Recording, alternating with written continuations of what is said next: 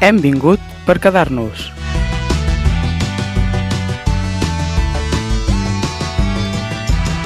Us donem la benvinguda a l'Hem vingut per quedar-nos, un programa 100% dedicat als equips femenins i a les esportistes de Catalunya.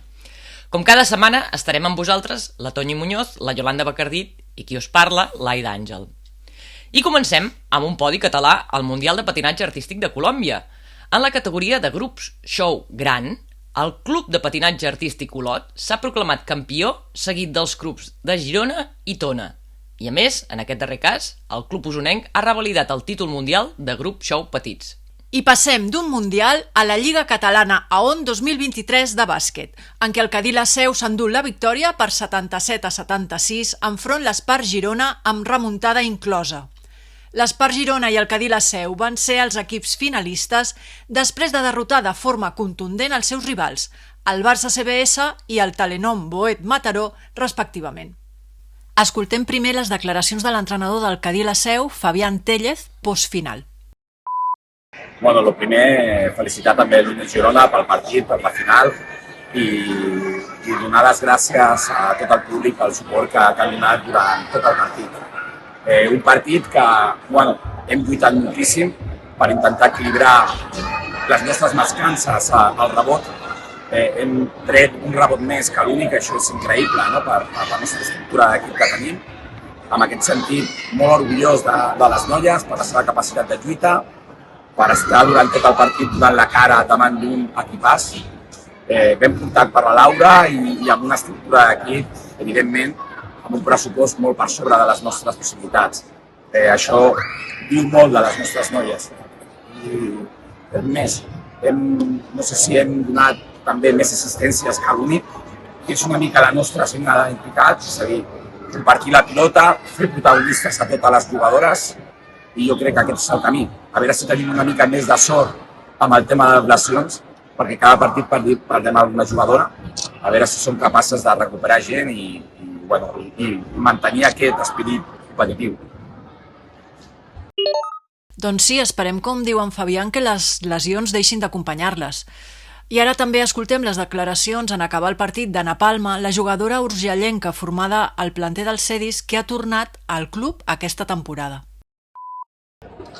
Jo crec que ha sigut un partit que sabíem que anava a ser dur, que hauríem de lluitar els 40 minuts per guanyar-lo i crec que això ha sigut com la nostra tònica, no? El treballar. És veritat que a la mitja part hem intentat com corregir les canastes fàcils que ens han ficat, que crec que al final això és el que et penalitza contra equips grans.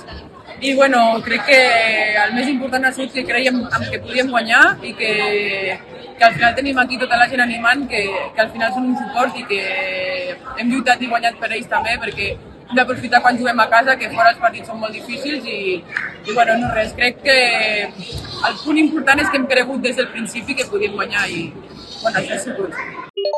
Les felicitem des d'aquí. I sense deixar el bàsquet, aquest cap de setmana també es va jugar la Supercopa, en aquest cas sense la presència de cap equip català, en què el València es va alçar amb el títol en guanyar 78-73 al Perfumeries Avenida. I en futbol, abans d'entrar a valorar els partits de la jornada 3, fem un repàs d'altes i baixes per part dels dos equips catalans. La dinàmica dels fitxatges ha sigut com una inversió de futur en el Barça, perquè com a fitxatges amb rendiment immediat tenim a la Ona Valle, que pot jugar tant per la dreta com per l'esquerra, la catalana que torna al Barça, i després tenim ja han fitxat a 4 jugadores en categories inferiors d'altres seleccions de 16-17 anys. Tenim a la Martín Fenger, que ja ho van dir la temporada passada, de Noruega, la Uineka Gamero, de USA, la Emika Simansek, de Polònia, i a última hora van fitxar la Esme Brooks, d'Holanda, 21 anys, que ha jugat al Mundial amb Holanda. I suposo que va ser per la baixa de la Heise. Ens ha marxat la Cernogorcevic a última hora, la Laia Codina, i tenim a la Rolfo, operada de Benís. Tenim en dinàmica del primer equip a la Dragoni, a la Vicky i a la Martina, i a la Lucía Corrales. I del Levante, com sempre, un equip que fa moltes incorporacions. N'he comptat fins a 11 incorporacions noves, teòricament moltes internacionals i amb experiència, i a totes les línies.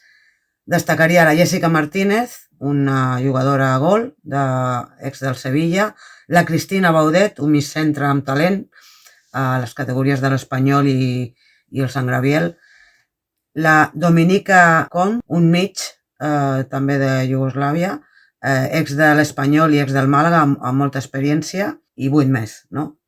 Han renovat la Irina Uribe, la Julbe, les germanes Garrote, la Yasmina Amrabat, internacional a Marroc, la Júlia Mora, la Natàlia Scott i la Paula, la portera, i Gancheri. Doncs sabent els fitxatges més importants, ara sí entrem a valorar el partit de les blaugranes. El Barça va jugar diumenge contra l'Sporting de Huelva, va tenir moltes ocasions de gol, els hi van aturar un penal, van controlar el partit, però va acabar amb un 1-2, amb gols de Pina i Patrick Guijarro per part del Barça i un gol espectacular encaixat al darrer moment de Laia Ballester. Escoltem la valoració de Jonathan Giraldez, l'entrenador del Barça respecte al partit. Fins el minut 95 hem tingut tot el control del partit, una producció molt alta d'ocasions de gol, però no hem estat encertades als últims metres. Sí, és cert que a nivell d'estructura, per la nostra manera d'atacar, per com defensaven elles, hem tingut la possibilitat d'arribar moltes vegades a la seva àrea i no ha estat el dia a nivell golejador. No hem estat fines a les últimes passades, a les rematades, i crec que han estat 24 finalitzacions més o menys clares per poder marcar algun gol, alguna centrada també sense possibilitat de poder rematar, i són coses que ara, a l'inici de la temporada, hem de continuar treballant. Som conscients que després de la tornada de seleccions necessitem ritme competitiu i tornar a la dinàmica del nostre bon joc i crear ocasions, però també marcar gols. I, malauradament, disgustat per l'última concessió que hem fet a nivell defensiu. Crec que ha estat una jugada que, sent l'última del partit, l'hem de defensar molt millor del que hem fet, perquè és cert que amb el 0-2 tens tot el control i la tranquil·litat dels 3 punts, però són coses que hem creat un hàbit, o que per mi és molt important tenir aquest hàbit durant tot el partit, fins que acabi el partit, i no hem estat bé, no hem defensat bé l'última acció i hem acabat l'1-2, que per mi és un resultat injust pel que hem vist, però és el que tenim. Doncs hem escoltat el Jonathan Giraldez, l'entrenador que ens deia moltes oportunitats, falta ritme després de les seleccions i disgustat amb el gol a l'últim minut. Què en dieu? Sí, us anava a comentar allò de la falta de concentració aquesta en l'últim minut, que no crec que estigués content ni l'entrenador de les jugadores, no? Ni els espectadors, ni nosaltres. Ho treballaran segur, no tinc cap dubte. I res, del partit, doncs, el de les rotacions, no? Que ens hem d'acostumar a veure aquestes rotacions durant tota la temporada. És veritat que van tenir 24 tirs a porta, però 4 només bloquejats a la portera. Ocasions clares de gol, tantes no van ser. Van ser molts atacs i arribades a l'àrea, on faltava una miqueta l'últim passe o faltava l'última rematada. Estem a principi de temporada, el que ha dit el Jonathan, i el tema de les rotacions també s'han d'acostumar a jugar totes amb totes. I després també volia destacar, mira, va ser casualitat. Després del Barça vaig veure un trosset de l'Arsenal-Liverpool a la Lliga Anglesa, que jugaven a l'estadi Emirats, 54.000 persones, juguen a la Lliga Anglesa, ja tenen el bar, i hi ha la diferència d'imatge, de la senyal d'imatge, no? De les diferents càmeres. La llespa, tots els recursos que tenen allà, no sé si heu vist l'anunci de promoció de la Lliga Anglesa, no? I una de les diferències que parlaven i de les reivindicacions de les jugadores, el tema de les instal·lacions, que no és excusa, però és veritat que si jugues en un terreny de joc, una gespa una mica més adaptable o més cuidada, al final la velocitat de la pilota, que és el que el Barça sap fer, afecta, no? O els contactes, El mateix va passar a les 9 del diumenge, també feien el Paris Saint-Germain Olímpic, vaig veure mitja part també, que va guanyar 0-1. Vas anar sumant. Sí, vaig anar sumant, ja el diumenge a la tarda vaig anar sumant. I abans, prèviament, el i van Levante les jugar Planes, o sigui que va ser... Mitja part només, sí, mitja part només també. Vaig estar dosificant-me, saps? I això que també van jugar al Parc dels Prínceps, també, una gespa implacable, la senyal de la televisió amb moltes imatges. Bé, bueno, volia comentar per la diferència de veure un partit després a l'altre, no? I jo volia introduir un tema, a veure què us sembla. Volia introduir el Markel a la conversa. Li donem micro, si li introduïm a la conversa li donem micro directament. Perquè el Barça va anunciar l'acord per la desvinculació de Markel Zubizarreta com a director esportiu del Barça femení i hi ha rumors que acabi a la selecció espanyola. Això pel Barça, què tal? Clar, jo ho valoro terrible. Bueno, mai se sap qui vindrà, evidentment, però clar, ostres, tot el que ha fet el Markel per la secció femenina de futbol del Barça, diguem-ne, és espectacular. Està establert totes les bases. Ara ho farà per la selecció espanyola? Només em faltava això, no? Ja, és que... O sigui, el Barça sent la cantera de la selecció espanyola. Totalment. O sigui, a part, set internacionals de titular amb les 9 que se'n va portar i sense comptar les categories inferiors i ara el director tècnic.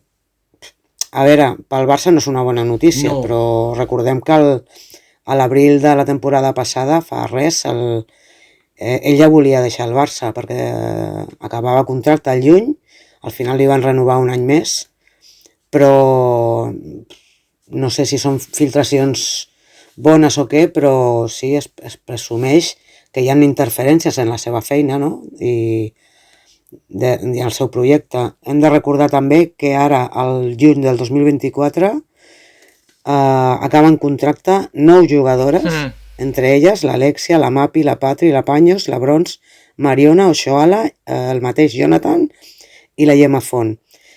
Jo tinc una teoria que, clar, aquest any ha fitxat a 4 noies molt joves, totes que venien pràcticament lliures, no? Sense traspàs, i no ha hagut d'invertir molt, preveient que havia de guardar diners per les renovacions? Per quedar-se o per blindar aquestes renovacions. No sé si és qüestió de calés, entenc que no, perquè si és qüestió de calés, que el Barça desaprofiti. Si ara té 11 milions de pressupost, no? 11 o 12 tenia l'any passat. Que pot renovar. A l'Alexia ja l'ofereixen 1 milió d'euros. El Chelsea va oferir 1 milió d'euros a la Samquer. A l'Ester González també van al New York City, també per aquests números. Què estem parlant? De que al final el pressupost del femení per blindar aquestes jugadores és 20 milions? No sé. Si és per diners ho trobaria... amb el producte que té el Barça i que de moment... Ho trobaries estrany, entenc, que vols dir. Sí, super estrany. I després, el de les interferències. A què es refereixen aquestes filtracions? No li deixen treballar, volen col·locar un altre allà... saps? No és molt bona notícia, la veritat. Ara, per l'espanyola, he tocat la loteria, clar. L'únic que podem treure una miqueta negatiu ha sigut la forma de les últimes sortides del Barça, no? O se li ha sobrevingut unes decisions que no contemplava. Saps? No sé. Per acabar aquest tema i el tema Barça, aquest dilluns també vam poder veure les imatges d'Irene Paredes i Alexia Putella sortint de la Ciutat de la Justícia de Barcelona i Amissa Rodríguez de l'Audiència Nacional.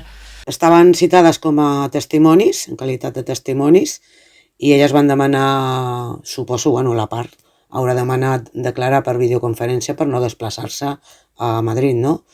Igual la videoconferència també es fa davant del jutge, que és aquesta prova dels testimonis, i la missa haurà anat allà mateix a l'Audiència Nacional en persona, no?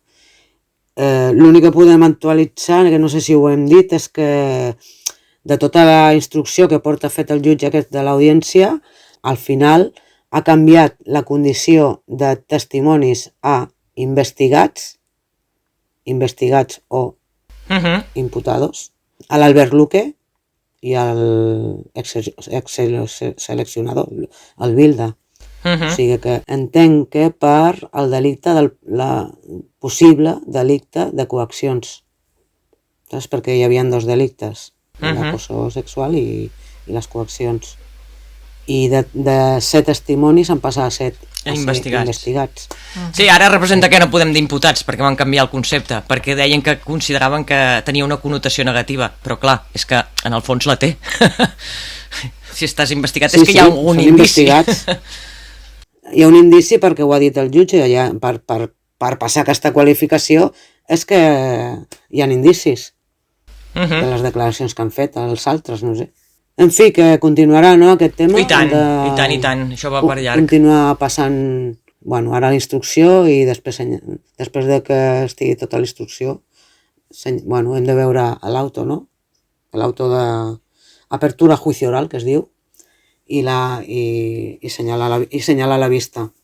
Qui sí podríem dir que ha escoltat les reivindicacions de les jugadores ha estat la UEFA, que avui ha anunciat una normativa amb condicions mínimes dins i fora del terreny de joc a complir per les diferents seleccions. Algunes d'aquestes condicions. Un entrenador a temps complet, per evitar, per exemple, el cas Bilda, que era seleccionador i director esportiu al mateix temps, un metge i 2 fisioterapeutes en el cos tècnic, o viatges per la ruta més directa i allotjaments de qualitat a prop dels llocs d'entrenament o del partit. La mateixa UEFA ajudarà a les federacions a complir els requisits amb ajuts econòmics anuals. I està bé perquè el primer any facilitarà aquestes ajudes econòmiques de forma directa, però si les diferents federacions volen seguir rebent aquestes ajudes els propers anys, hauran de complir els objectius o si no els perdran.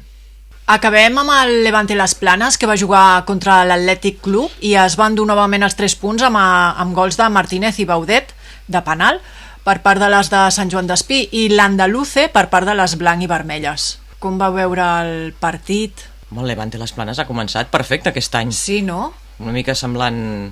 De fet, l'any passat ja va començar molt més bé del que ens esperàvem, i ara aquest inici també està sent espectacular. Potser, si segueix el mateix esquema, tindrem un bon inici, un bon final i l'entremig, ai. Bé, el que passa que jo deixaria anar...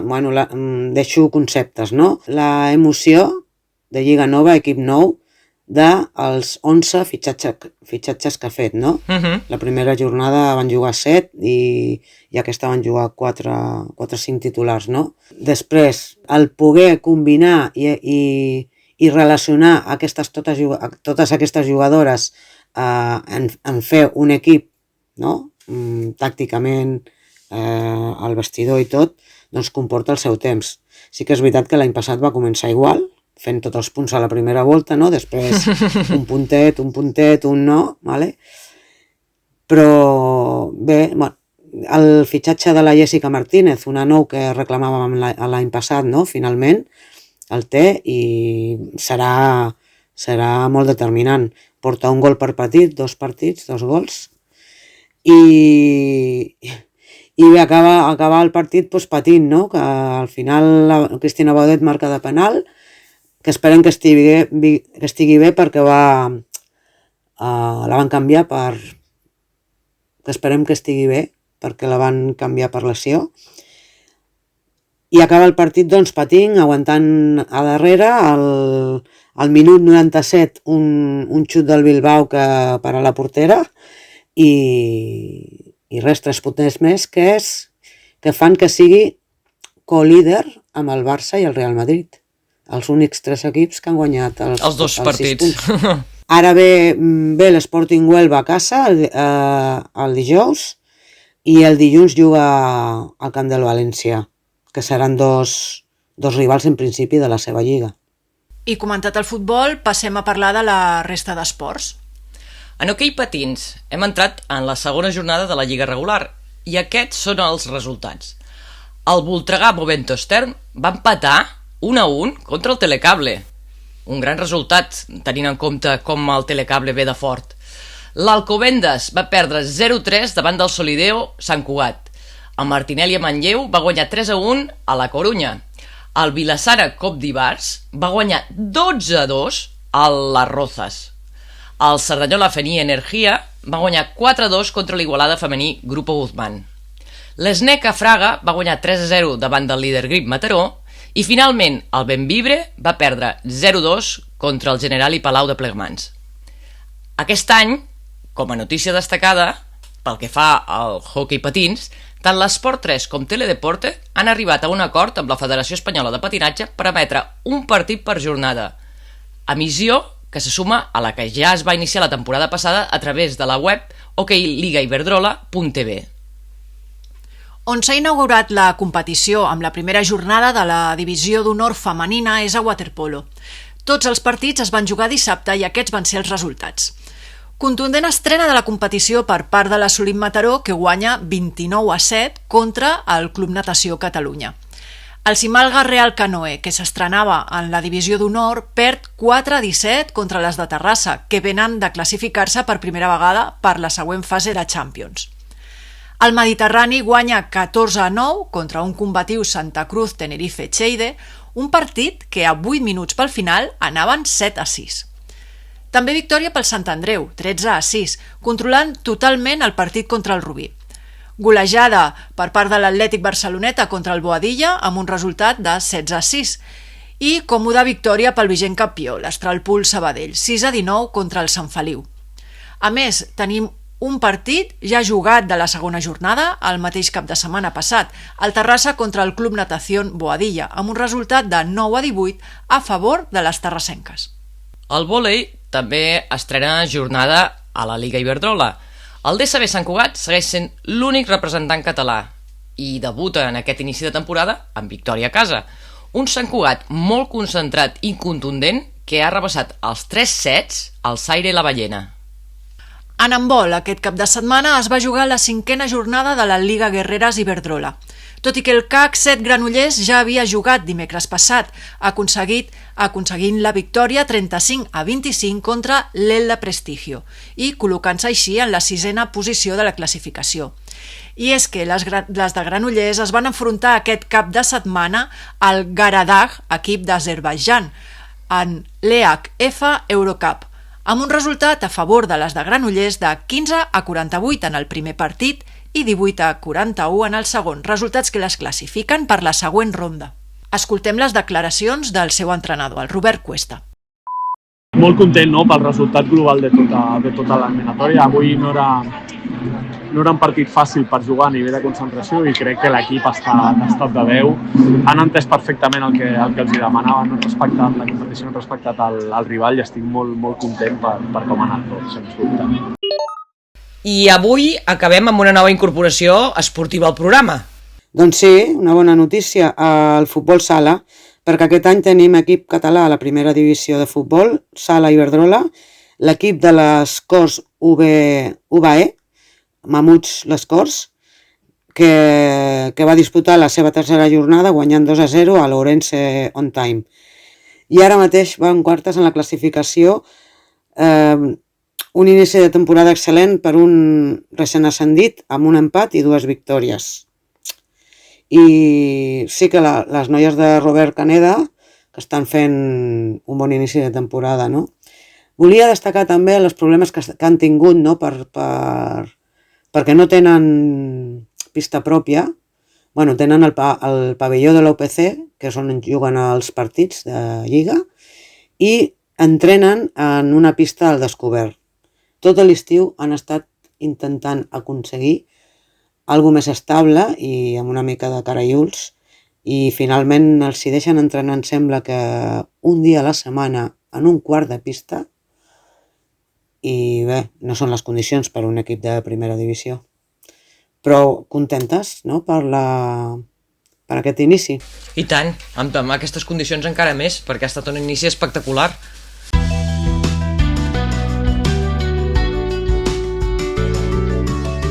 Doncs fins aquí el programa d'avui, que també ha estat possible a la Maria Pons, amb la música i veus i els serveis tècnics de Ràdio Mollet.